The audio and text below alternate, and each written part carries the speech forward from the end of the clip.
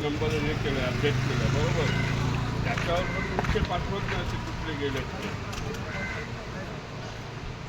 एवढंच पाहिजे तिला की कुठले गेले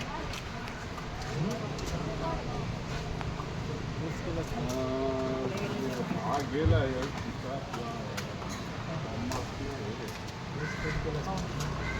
खाऊन एकच माहिती आहे मला